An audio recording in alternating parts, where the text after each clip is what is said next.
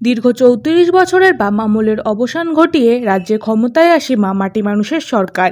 আর এই মা মাটি মানুষের সরকারের মুখ্যমন্ত্রী মমতা বন্দ্যোপাধ্যায় প্রথমেই ঘোষণা করেছিলেন পয়লা বৈশাখ দিনটি রাজ্যে পশ্চিমবঙ্গ দিবস হিসেবে পালিত হবে। সেই নির্দেশকে মান্যতা দিয়ে বারাসাত ২ নম্বর ব্লকের অন্তর্গত পাকদহ অঞ্চলের দাঁতপুর গ্রাম পঞ্চায়েতের উপপ্রধান আব্দুল হাইয়ের উদ্যোগে পালিত হল পশ্চিমবঙ্গ দিবস। উক্ত পশ্চিমবঙ্গ দিবস পালন কর্মসূচিতে আব্দুল হাইয়ের উদ্যোগে এলাকার বয়স্ক নাগরিক ও পুরনো দলীয় কর্মীদের সম্বর্ধনা জ্ঞাপন করা হয় উক্ত অনুষ্ঠান মঞ্চ থেকে। বাংলা নববর্ষের প্রথম দিনেই এমন সম্বর্ধনা পেয়ে বয়স্ক নাগরিক ও পুরনো দলীয় কর্মীরা বেশ খুশি ও সম্মানিত। উক্ত কর্মসূচিতে উপস্থিত ছিলেন দাঁতপুর গ্রাম পঞ্চায়েতের উপপ্রধান আব্দুল হাই, বারাসাত ২ নম্বর পঞ্চায়েত সমিতির প্রাক্তন সহসভাপতি মোহাম্মদ ইফতিকার উদ্দিন সহ অসংখ্য দলীয় কর্মী ও বিশিষ্টজনেরা। আব্দুল হাই বলেন, রাজ্যের মুখ্যমন্ত্রীর নির্দেশ অনুযায়ী আমরা আজ আমাদের অঞ্চলের পশ্চিমবঙ্গ দিবস পালন করলাম। সেই সঙ্গে এলাকার বয়স্ক নাগরিক ও পুরনো দলীয় কর্মীদের সম্মাননা জ্ঞাপন করলাম। তাদের সম্বর্ধনা ও সম্মাননা জ্ঞাপন করে আমরা আনন্দিত ও আপ্লুত। উক্ত অনুষ্ঠানকে ঘিরে এলাকাবাসীর উপস্থিতি ও উৎসাহ ছিল চোখে পড়ার মতো। আজ থেকে কম বেশি 130-135 বছর আগে, তখন বাংলাদেশ, ভারত, পাকিস্তান সব একসঙ্গে ছিল। ইংরেজদের বিরুদ্ধে লড়াই আমরা জানতে পারছি পশ্চিমবঙ্গ সরকারের মাননীয় মুখ্যমন্ত্রী মমতা বন্দ্যোপাধ্যায়ের হাত ধরে। আমরা সবাই জানি সংসদে পশ্চিমবাংলা নামটা এই কারণে আজকে আমাদের দলের একটা নির্দেশ আছে যে তারা দলের লোক হতে পারেন, সমর্থক হতে পারেন, দলের গুণগ্রাহী হতে পারেন, কিন্তু তারা অবশ্যই বয়স্ক মানুষ হবে। গোটা জেলাতে অত্যন্ত পরিচিত নাম আব্দুল হাই সাহেব। আব্দুল হাইয়ের এই কাজ করা, সমাজের জন্য, মানুষের জন্য ভাবা, এটা কিন্তু একটা নির্দিষ্ট গণ্ডির মধ্যে সীমাবদ্ধ রাখেননি। উনি ভেবেছেন এই বৃহত্তর সমাজের মানুষ প্রতিদিন অভাব, প্রতিদিন অনটনের বিরুদ্ধে লড়াই করে এবং লড়াই করে তার একটা সময় হতাশ হয়ে পড়ে যে আগামী দিন কি, তার কোনো ইয়ত্তা নেই, তার কোনো নিশ্চয়তা নেই। বিশিষ্ট ব্যবসায়ী ও আমাদের দাঁতপুর অঞ্চলের উপপ্রধান আব্দুল হাই মহাশয় আমাদের মধ্যে উপস্থিত আছেন। পঞ্চায়েত সমিতির প্রাক্তন সভাপতি দাদা ইফতিকার রহমান উপস্থিত আছেন। চকামিনপুর বুথের সভাপতি শামসুদ্দিন ভাই। শুভ বাংলা নববর্ষের সবাইকে শুভেচ্ছা জানাই। বিশেষ করে আজকের দিনটি আমাদের বাংলার মুখ্যমন্ত্রী মমতা ব্যানার্জি পশ্চিমবঙ্গ দিবস হিসেবে উদযাপিত করতে বলেছেন। প্রবীণ নবীনদের সঙ্গে ডেকে তাদের সঙ্গে আলোচনা করতে, তাদের যুক্তি বুদ্ধি, তাদের আমরা সাহায্য হাত বাড়িয়ে দেবে, আমাদেরকে উৎসাহিত করবে। এটাই হলো মানবিক মুখ্যমন্ত্রী এবং অভিষেক বন্দ্যোপাধ্যায়ের, এটা আমাদের নির্দেশিকা।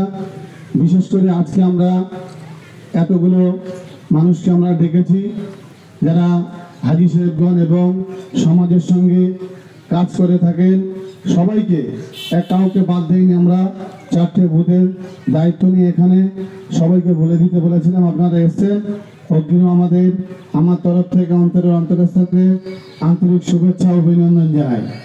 আজকে এখানে উপস্থিত হয়েছেন এই মঞ্চে আমাদের প্রাক্তন সভাপতি, বলা ভুল, আমাদের যুব তৃণমূল কংগ্রেসের সভাপতি ইফতিকার উদ্দিন সাহেব, আমাদের চকামিনপুর বুথের সভাপতি আমাদের শামসুদ্দিন ভাই এবং দাসপাড়ার বুথের সভাপতি জামাল ভাই, আমাদের মোস্তাক ভাই অঞ্চল কমিটির সদস্য, বলাই দাস মেম্বার, আজিজুল ভাই সদস্য ছিল প্রাক্তন, এবং মিন্টু ভাই, জাফর ভাই বিশিষ্ট সমাজসেবী, সমাজের কাজে হাত বাড়িয়ে দেন, এবং সকলেই আপনারা আজকে যে আমরা দেখেছি আপনাদের এতগুলো সময় আমাদের সঙ্গে দিচ্ছেন, এটা আমরা গর্বিত আপনাদের কাছে।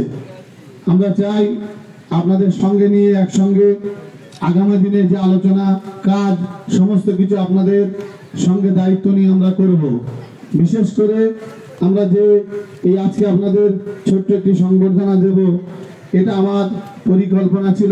গত পরশুদিন আমি বললাম যে আমাদের পশ্চিমবঙ্গ দিবস এবং নববর্ষের দিনে সবাইকে একত্রিত করে এক জায়গায় করে আমরা আনন্দ উৎসব করব। বিশেষ করে ছুটির দিন সবাই বাড়িতে থাকবে, ভালো লাগবে, এক জায়গায় বসে আলোচনা করা। মানুষই শেষ কথা বলে, শুনে দেখেন, রাজনীতিটা বড় কথা না।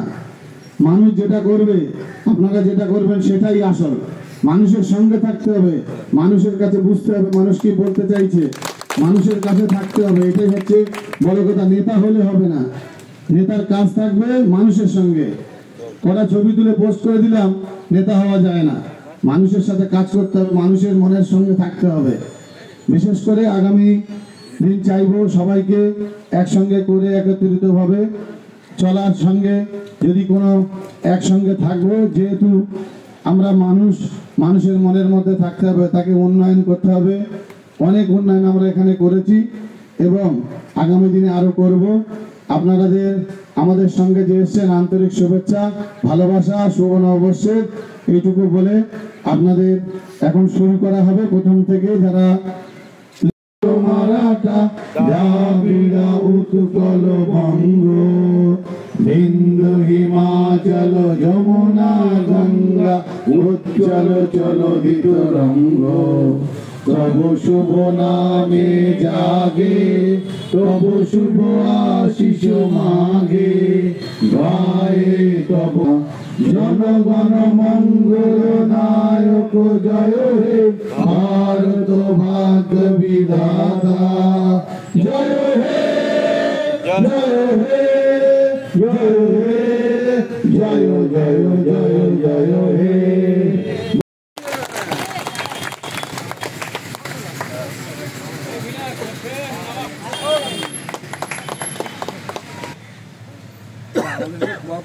এরপরে এক ভাইকে, এই সরি শামসুদ্দিন ভাইকে,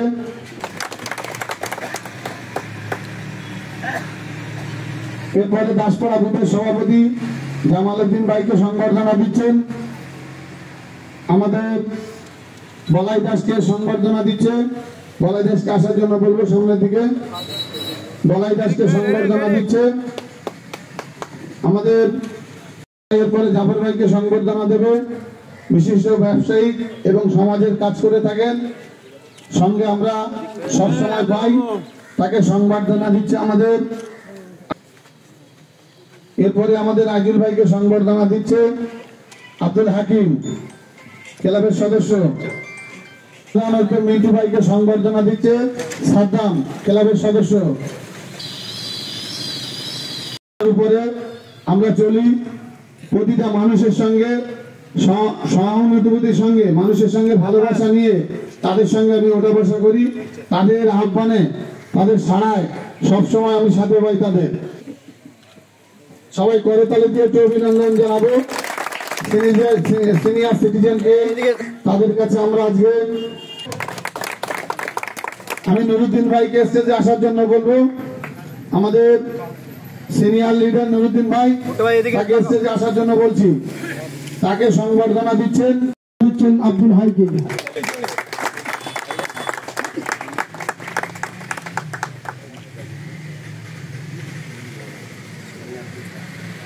এখন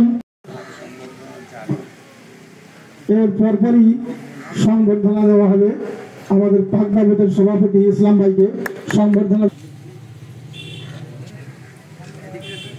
এবারে আমাদের মূল কর্মসূচিতে আমরা ফিরে যাচ্ছি। হাজি মহাশয় হাজি আব্দুল সালেহকে সংবর্ধনা দিচ্ছেন।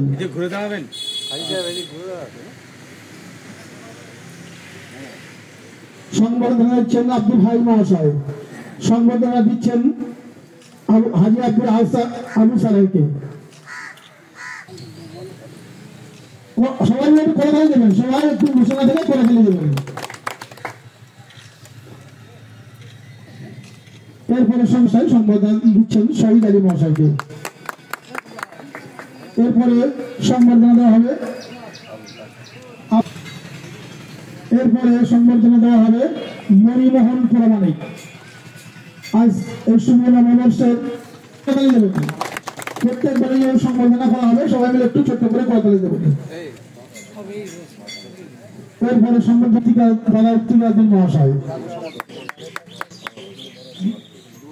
গোলাপপুর যুবের সভা ভাঙ্গির আলমকে কিছু ফুল মিষ্টি দিয়ে সংবর্ধনা দেওয়া হচ্ছে প্রবীণ আমাদের গুরুজন ব্যক্তিদেরকে এই অনুষ্ঠানে।